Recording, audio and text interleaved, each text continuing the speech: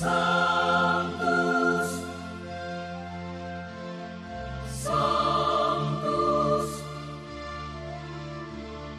Sanctus Dominus Deus Sabaoth.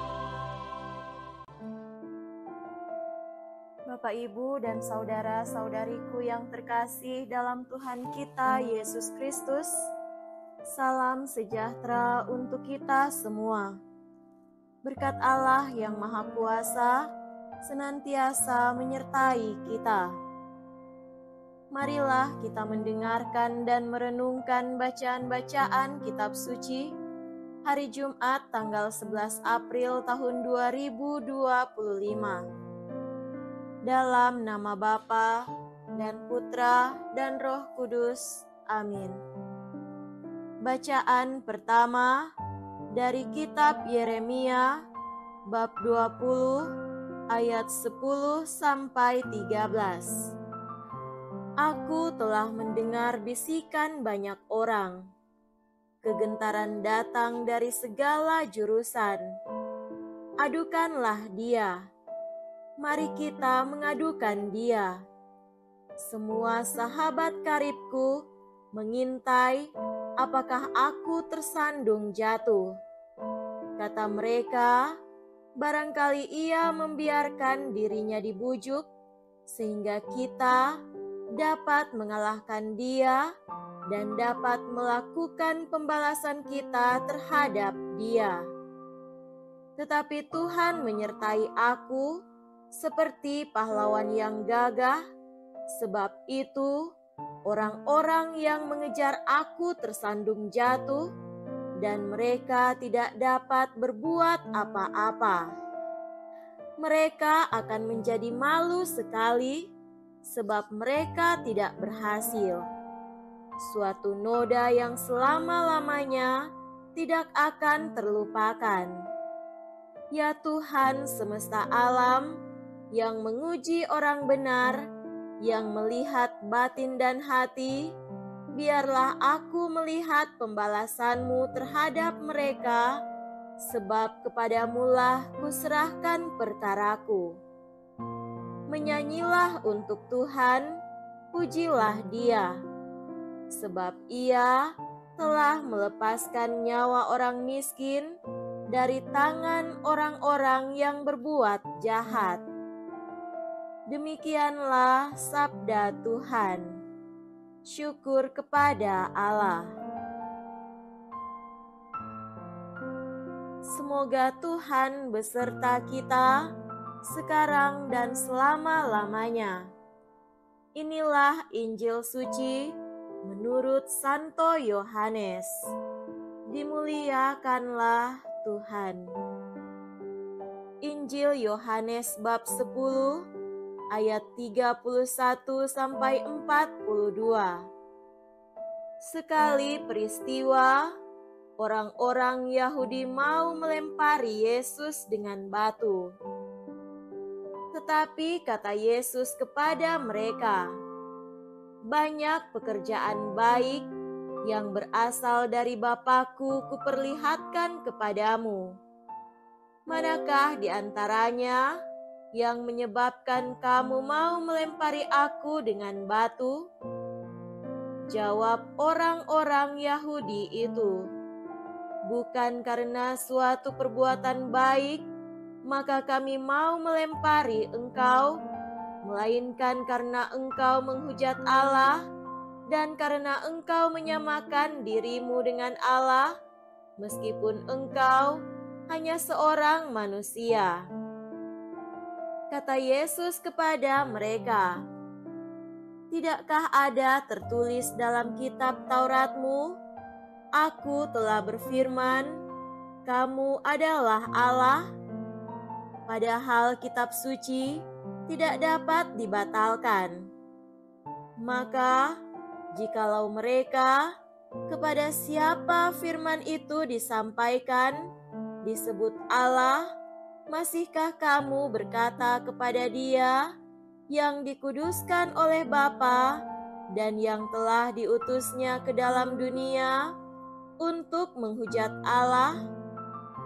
Karena aku telah berkata, aku anak Allah, jikalau aku tidak melakukan pekerjaan-pekerjaan Bapa-Ku, janganlah kamu percaya kepadaku. Tetapi, jikalau aku melakukannya, dan kamu tidak mau percaya kepadaku, percayalah akan pekerjaan-pekerjaan itu, supaya kamu boleh mengetahui dan mengerti bahwa Bapa ada dalam aku dan aku ada di dalam Bapa. Sekali lagi mereka mencoba menangkap Yesus, tetapi ia luput dari tangan mereka.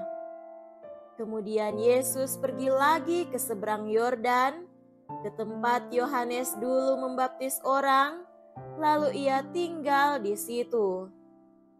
Banyak orang datang kepadanya dan berkata, Yohanes memang tidak membuat satu tanda pun, tetapi semua yang pernah dikatakan Yohanes tentang orang ini benar. Dan banyak orang di situ percaya kepadanya. Demikianlah sabda Tuhan. Terpujilah Kristus. Saudara-saudariku yang terkasih dalam Tuhan kita Yesus Kristus, tema renungan kita pada hari ini adalah kesetiaan dalam perbuatan baik. Suatu ketika, Mahatma Gandhi pernah berkata, I like your Christ, but not your Christianity. Saya menyukai Kristus Anda, tetapi tidak suka kekristenan Anda. Sebuah kritik pedas terhadap kita orang Kristiani.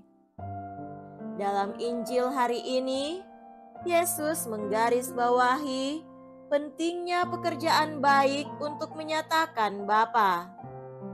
Ia berkata, jikalau aku tidak melakukan pekerjaan-pekerjaan Bapa-Ku, janganlah percaya kepadaku, tetapi jikalau aku melakukannya, dan kamu tidak mau percaya kepadaku, percayalah akan pekerjaan-pekerjaan itu, supaya kamu boleh mengetahui dan mengerti bahwa Bapa di dalam aku, dan aku di dalam Bapa.